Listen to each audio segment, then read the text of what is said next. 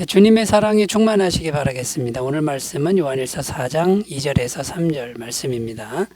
이로써 너희가 하나님의 영을 알지니 곧 예수 그리스도께서 육체로 오신 것을 시인하는 영마다 하나님께 속한 것이요 예수를 시인하지 아니하는 영마다 하나님께 속한 것이 아니니 이것이 곧 적그리스도의 영이니라. 오리라 한 말을 너희가 들었거니와 지금 벌써 세상에 있느니라. 아멘. 자, 오늘 말씀에 보면 하나님의 영과 적그리스도의 영이라는 단어가 나옵니다.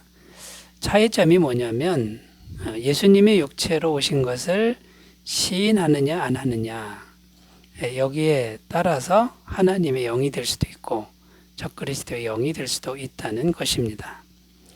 예수님이 하나님이신데 그 하나님이 진짜 육체로 오셨다고 믿으면 하나님의 영이라는 거고요.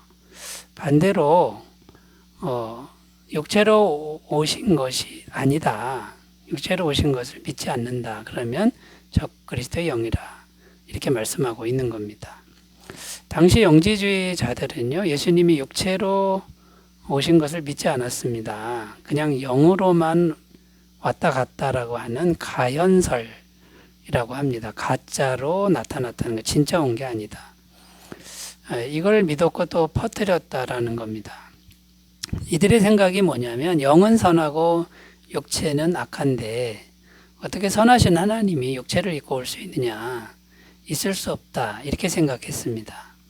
그래서 하나님이 진짜 사람이 되셨다라고 하는 것은 믿을 수가 없는 이제 그런 일이었다고 주장했는데, 이것이 기독교의 근본을 무너뜨린 아주 위험한 세력이 이제 되었다라는 것이죠. 그래서 하나님이 사람이 되신, 육체로 오신 이것을 우리가 꼭 믿어야 되는데, 이 기독교의 가장 중요한 이제 부분이라고 할 수 있습니다. 그래서 오늘은 기독론에 대한 겁니다. 예수님은 과연 어떤 분이신가, 그 바른 예수님에 대한 지식, 이것에 대해서 몇 가지 살펴보면서 은혜를 나누겠습니다. 자, 첫 번째, 예수님은 이제 어떤 분이신가? 첫 번째는요, 완전한 하나님이신 동시에 완전한 사람이라는 것입니다. 이것을 양보해서는 안 된다라는 것이죠. 하나님이 사람이 되셨다는 증거는 성경에 많습니다. 요한복음 1장 14절, 말씀이 육신이 되어 우리 가운데 거하시며 우리가 그의 영광을 보니 아버지의 독생자의 영광이 은혜와 진리가 충만하더라. 여기 말씀이 육신이 되었다, 이 말씀이 하나님이시죠. 태초에 말씀이 계시니라. 이 말씀이 하나님과 함께 계셨으니 이 말씀은 곧 하나님이시니라. 이 하나님이신 말씀이 육신이 되었다라고 증거하고 있습니다. 빌립보서 2장 6절 8절입니다. 그는 근본 하나님의 본체시나 하나님과 동등됨을 취할 것으로 여기지 아니하시고 오히려 자기를 비워 종의 형체를 가지사 사람들과 같이 되셨고 사람의 모양으로 나타나사 자기를 낮추시고 죽기까지 복종하셨으니 곧 십자가에 죽으심이라. 예수님은 하나님의 본체셨다, 그러나 사람이 되셨다라고 분명히 증언하고 있습니다. 이외에도 하나님이 사람이 되신 증거의 말씀은 많다는 것이고요. 또 예수님은요, 이 땅에 사람으로 계실 때에도 신성과 인성이 동시에 있었다라고 성경은 증언하고 있습니다. 그러니까 육체를 입고 이 땅에 오셨지만 속에 신성이 충만했다라는 것이죠. 신성과 인성이 하나만 있는 게 아니고 또 어느 한쪽이 약한 것도 아닙니다. 아주 균형 있게 공존하는 그런 존재의 양식을 보여주고 있다라는 것이죠. 골로새서 1장 19절, 아버지께서는 모든 충만으로 예수 안에 거하게 하시고, 육체로 오신 예수님 안에 모든 충만으로 거하게 하셨다, 이렇게 증언하고 있고요. 마태복음 14장 19절 21절, 무리를 명하여 잔디 위에 앉히시고 떡 5개와 물고기 2마리를 가지사 하늘을 우러러 축사하시고 떡을 대어 제자들에게 주시매 제자들이 무리에게 주니 다 배불리 먹고 남은 조각을 12바구니에 차게 거두었으며 먹은 사람은 여자와 어린이 외에 5,000명이나 되었더라. 오병이어의 기적의 기사입니다. 예수님 손에서 음식이 생선과 떡이 계속 창조가 되는, 없는 걸 있게 만드시는 하나님만이 할 수 있는 그런 기적을 육체로 입은 예수님이 보여주셨다라는 겁니다. 그러니까 신성을 가지신 거죠. 마태복음 14장 25절 밤사경에 예수께서 바다 위로 걸어서 제자들에게 오시니, 어떻게 육체를 가진 존재가 물 위를, 바다 위를 걸을 수 있습니까? 그런데 성경은 바다 위로 걸어서 오셨다, 예수님의 신성을 보여주는 그런 장면이라고 할 수 있습니다. 자, 그래서 완전한 하나님이시며 동시에 완전한 사람이라는 것, 이것을 우리가 양보해서는 안 된다라는 거예요. 예수님은 이런 분이시다라는 거고요. 또 역사적으로요, 예수님이 하나님이 아니다, 이렇게 주장하는 세력들이 많았습니다. 삼위일체의 교리를, 정통 교리를 부정하는 그런 사람들이 많았습니다. 성부, 성자, 성령 이 세 분이 똑같이 하나님이신데 성부만 하나님이라고 하면서 예수님은 하나님이 아니다, 그냥 사람이다라고 주장한 세력도 이제 많았고요. 그 다음에 예수님이 하나님이신데 실제로 육체를 입은 것은 아니다라고 하는 영지주의 이단들도 이제 많았다라는 것이죠. 자, 이렇게 생각하면 우리 기독교의 가장 중요한 구원 교리가 뭡니까? 대속의 죽음, 죄 사함의 교리죠. 예수님이 대신 우리 죄값을 지불하신 이 가장 중요한 진리를 인정할 수가 없게 됩니다. 그러면 기독교의 근본이 무너지게 되는 것이죠. 그래서 여러분, 우리가 예수님은 완전한 하나님이시고 완전한 사람, 또 완전한 사람이었으나 신성이 조화롭게 이렇게 존재하고 있는 그런 예수님, 바른 지식, 예수님에 대한 바른 지식을 우리가 흔들리지 않고 잘 붙들었으면 좋겠습니다. 자, 두 번째, 예수님은 어떤 분이시냐면요, 죄가 전혀 없으신 분이다라고 증거하고 있습니다. 자, 예수님이 죄가 전혀 없다는 것도 성경은 풍성하게 증언하고 있습니다. 요한일서 3장 5절, 그가 우리 죄를 없애려고 나타나신 것을 너희가 아나니 그에게는 죄가 없느니라. 자, 예수님이 죄가 없다라는 게 왜 중요하냐면요, 예수님에게 죄가 조금이라도 있으면 구원자가 될 수 없다는 것입니다. 예수님도 같은 죄인이라 그러면, 조금이라도 죄가 있다 그러면 죄인인 거죠. 어떻게 다른 사람을 구원하시겠느냐라는 겁니다. 예수님이 죄가 없는 이유는 하나님이 동정녀 마리아의 몸을 빌어서 성령으로 잉태되어 오셨다는 것이죠. 마태복음 1장 18절, 예수 그리스도의 나심은 이러하니라. 그의 어머니 마리아가 요셉과 야고보와 동거하기 전에 성령으로 잉태된 것이 나타났나니.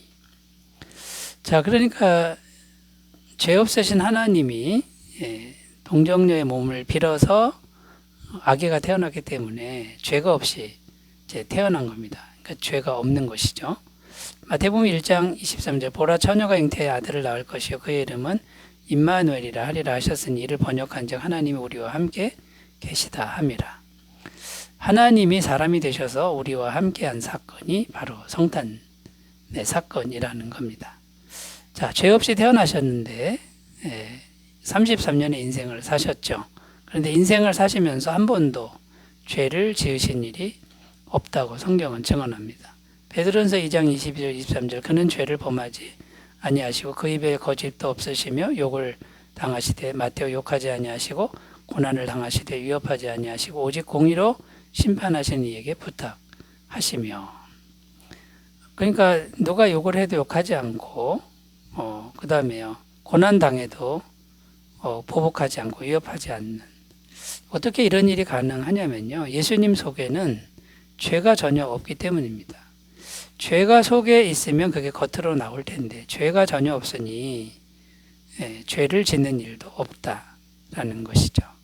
마태복음 12장 35절, 선한 사람은 그 쌓은 선에서 선한 것을 내고 악한 사람은 그 쌓은 악에서 악한 것을 내느니라. 예수님 안에는 선만 쌓여 있으니 선만 나온다. 고난이 있어도 죄 짓지 않는 선만 나온다라는 것입니다. 또 예수님은 완전한 순종을 하셨다라는 거예요. 하나님 아버지 앞에서 완전한 순종. 마태복음 26장 39절 조금 나아가서 얼굴을 땅에 대시고 엎드려 기도하여 이르시되 내 아버지여 만일 할만하시거든 이 잔을 내게서 지나가게 하옵소서. 그러나 나의 원대로 마시옵고 아버지의 원대로 하옵소서. 모든 것에 죽음까지도 아버지의 뜻에 완전한 순종을 행하신 그 예수님이기 때문에 죄가 없으시다라는 겁니다. 자, 완전한 하나님이시고 완전한 사람, 그 다음에요, 죄가 전혀 없으신 분. 자, 세 번째로 가보겠습니다. 예수님 어떤 분이시냐면요, 이 세상의 모든 죄값을 십자가에서 영원히 지불하신 분이다라는 겁니다. 이 죄사함을 통한 구원이 우리 기독교의 핵심 진리라는 것입니다. 완전하신 예수님이 우리 대신 십자가에서 죄값을 다 지불하신 사건입니다. 예수님의 십자가는 단 한 번으로 영원한 죄값을 다 지불했다고 성경은 증언합니다. 히브리서 9장 12절 염소와 송아지의 피로 하지 아니하고 오직 자기의 피로 영원한 속죄를 이루사 단번에 성소에 들어가셨느니라. 이게 어떻게 가능합니까? 죄가 없는 완전한 사람이 모든 죄값을 대신 지고 완전히 죽은 거죠. 십자가에 죽었기 때문에 이게 가능하다라는 거고요. 이단들의 특징은 뭐냐면 죄사함을 통한 구원을 부정합니다. 다른 구원이 가능하다 이렇게 주장하는 게 이제 이단들이죠. 영지주의자들은 죄사함의 구원이 아니라 육체에서 벗어나는 게 구원이다. 영의 구원만 있으면 된다 이렇게 주장했고요. 그 다음에 불교나 기타 종교들, 이 종교들은 예수님이 대신 죄값을 지불한 것을 인정하지 않고 자기 스스로의 노력으로 가능하다. 구원이 가능하다. 돌을 닦고 묵상을 하고 집착을 버리고 욕심을 버리는 이 수행을 통해서 가능하다라고 주장하는 것이 이제 다른 종교가 하는 것들이죠.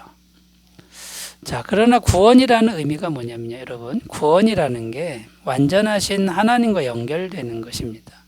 완전하신 하나님의 세계로 들어가는 게 구원이지, 불완전한 인간이 조금 돌을 닦는다고 구원이 되는 게 아니다라는 것을 우리가 꼭 기억하셨으면 좋겠습니다. 그래서 이 죄의 문제는요, 우리가 아무리 수행을 하고 아무리 돌을 닦아도 조금 나은 인간은 될 수 있지만 이 죄가 완전히 없어지는 이런 구원, 완전히 죄가 없는 구원은 하나님과 연결되는 구원, 천국에 가는 구원은 예수님의 완벽한 대속의 죽으심, 그 십자가의 은혜를 믿지 않고는 불가능하다라는 것을 성경은 계속 말씀해 주고 있습니다. 갈라디아서 2장 16절 사람이 의롭게 되는 것은 율법의 행위로 말미암음이 아니요 오직 예수 그리스도를 믿음으로 말미암는 줄 알므로 우리도 그리스도 예수를 믿나니 이는 우리가 율법의 행위로서가 아니고 그리스도를 믿음으로써 의롭다함을 얻으려 함이라.